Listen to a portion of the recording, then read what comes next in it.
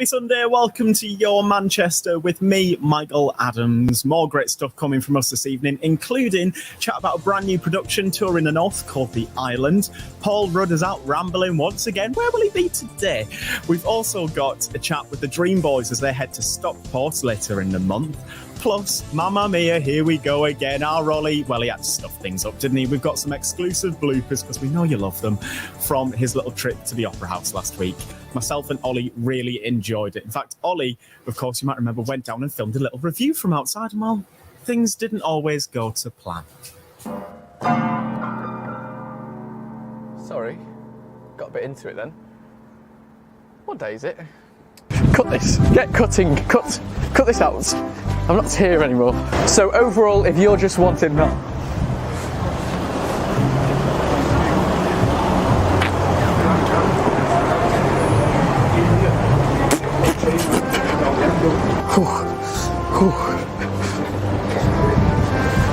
well, you join me now. I don't know if I'm being recorded or not, but you can see there's the piano. You can't even see because there's some woman there. Frankie, cut. Frankie,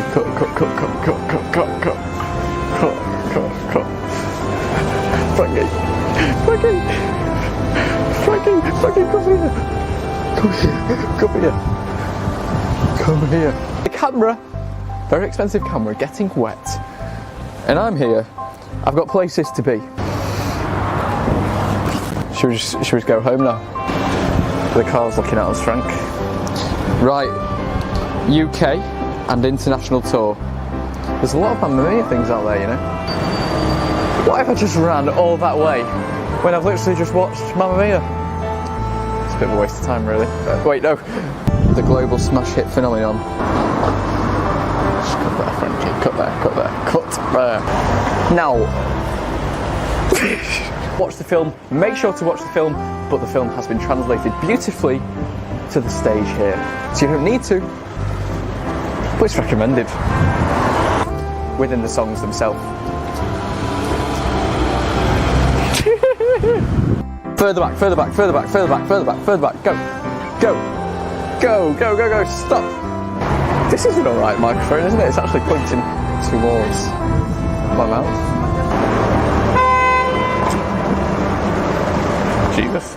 Well, the Dreamboys are back for their No Strings Attached tour, which is making its way to Stockport Plaza on the 9th of February. And to join me now to talk all about the history of the Dreamboys themselves, it's Jordan, Shane and PJ. Hello to you, gents. Hey, how you doing? How are you? How's everyone How's doing? things going? Yeah, You're not all too bad. excited for it? Yeah. Now, of course, the Dreamboys has been going on for 33 years now. How long have you guys been involved with it? Oh. Jordan, do you want to go first? Okay. I've been going on 8 years now, doing the show. About 7 years as a creative within it, and then I've known these other boys pretty much that whole time. How did you all get involved with it? Because it is quite something quite unique, isn't it? Yeah, it's very unique. Like you say, Jordan, he'll tell you his story, but Jordan actually hired me, so I've been there 7 years and become close friends with PJ and Jordan, all because of Jordan. And PJ, just for anybody who's never seen the Dreamboys before, what can audiences expect from the show? The audience can expect, a night of fun, a night of getting involved. We are professional dance performers. It's just a fun time, a fun experience, and it's something definitely not to miss out on. And of course, as I said, you're arriving in Stockport on the 9th of February. You guys excited to be playing in Greater Manchester? Always. Yeah, definitely. Always. Definitely. It's a great city, isn't it? It's a great city. We always have fun at the Plaza as well. It always goes down well. And as PJ said, you can expect a great night. We give as good as we get. So Manchester's always proud. So we step up to the bar. It's always great fun.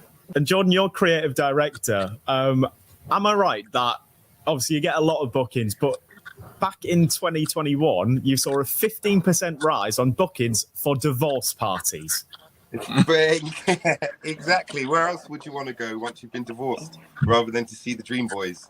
you know, like we have seen it increase. You know, our doors are open to everyone to celebrate whatever you want to celebrate. You know, we're all inclusive here at Dreamboys. I like that. I like that. What better way to celebrate your divorce than go and see the Dreamboys? Why not? Why not? And why not? Exactly. What is the strangest thing that has ever happened to you guys whilst you've been on stage? Yeah, I'll tell you a funny one. A funny one we done. We come out as firemen, and as we come out as firemen, the alarms went off and the real fire brigade come out, and we had to obviously leave the building dressed as firemen, while the actual real fire brigade come in. Yeah. Yeah, and then I bet they got a very, very welcome reception when they arrived. They did, but the audience didn't really get up to leave because they thought it was part of the show. Legitly, just getting hot in here was playing over the tannoy, like as part of my routine. And we was about to come on stage dressed as firemen, but then like it just got overheated, shall we say? The real fire alarm went off, and everyone just cheered because they thought it was part of the act. Couldn't make it up, could you? So, what separates the Dreamboys from other acts that are similar? I mean, what sets us apart from is not only other acts, but any other kind of performance or any other theatre entertainment that you'd want to watch is, one, we're very inclusive with our audience. It's about what kind of night we can all portray together and have fun together. It's very unique in that way. There's lots of audience participations. We create such a safe environment for you to let your hair down and be a little bit naughty and a little bit cheeky, and we allow that.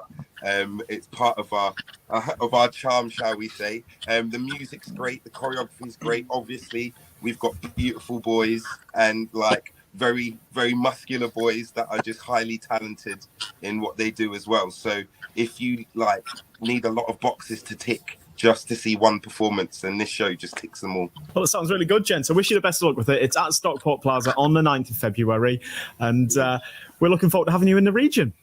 Now, you know what we like to do here at Your Manchester, and that's get out and about on location. And well, Paul Rudd, you might realise, has been doing that every single week for the last couple of weeks. It's called Rudd's Rambles, and where will he be today? Yes, I am on another ramble yet again, and look at that view. I've come to Blackstone Edge this week. Let's go and ramble and look and explore Blackstone Edge. And it's a bit windy, so I don't know how I'm going to find it, but let's crack on. Here's the map of where we are going today, and we are going to Blackstone Edge Reservoir, which is down there. And I've never been, so this is a whole new experience for me as well. It's all rather flat, which is what I like as well, so it'll be good to bring your families, maybe even your dogs as well. I could bring my Gino out for a ramble. This is all you need. A bit of sun, a bit of calm, good for your mind, body and soul. This is Blackstone Edge Reservoir. It looks very calming, but I tell you what, it's very windy up here at the moment. Proper getting me stomp on today, getting me walk on. It's absolutely lovely. It's a different walk to what I've done before, and I'm going to show you what I can see. Just look. This is called the Pennine Way. Do you know what? Getting fresh is a really good thing as well. I'll sleep well tonight, I tell you. Because it's an open space, there's not many people here. So come out, get rambling, and get on your own. I have to be careful because I'm going backwards when I'm filming. So if I fall, you fall. I'm here. I'm up on the top of the rock. Look. That's the view from down there. How fantastic. I am on Rain Rock. I really hope you've enjoyed this week's ramble. It's been quite different, hasn't it? It's been windy, and who knew that I would be on a rock? And if you carry on up there, actually, you can get to Dudley Pike, which I'll have to show you another day. It's goodbye from me, and I'll see you next time, only on Rambling with Rudd. Up next, I'm chatting with Jake Murray. He is the Assistant Director of Elysium Theatre Company, and they've got a brand new production touring right round the north, and it's called The Island. Hello to you, Jake. Thank you very much for taking some time out of what I imagine is a very busy rehearsal period. Yeah, that's absolutely a pleasure. Yeah, we're in the thick of it. We're in our third week at the moment, just at the final run-through stage. We open next week, and that's when we begin our tour. It's really exciting, isn't it? Well, can you tell me just a little bit of background who the Elysium Theatre Company are? Yeah, so it was basically founded by myself and two friends in Manchester. So I grew up in Manchester. I worked in Manchester. I was at the Royal Exchange Theatre for 7 years. And I moved out of Manchester in about 2008, 2009. And about 5 or 6 years later, I found myself moving to Durham because I'd met someone, fallen in love, we were getting married. And I thought my whole directing days were over because I knew nobody in Durham. But I contacted this friend of mine who was living in my old flat, who was an actor, Danny Solomon. And we said, let's found a company. And we did with a fellow friend, Hannah Ellis-Ryan, who works up in the north as well in Manchester. Yeah. 5, 6 years on, we started out doing very, very small budget stuff. We have a global presence online. We've won awards in Harlem and New York. We've had work seen all over the world. And we're now touring regularly to 10 to 15 venues in the north each year. And this is our 10th production. And it ends with a return for us to Manchester, which is going to be very welcome. So it's your 10th production. It's called The Island. What can you tell me about it? So the play's called The Island. It was written by a South African playwright, Athol Fugard, a white South African playwright, still alive, seen as one of the greatest living writers in the whole world.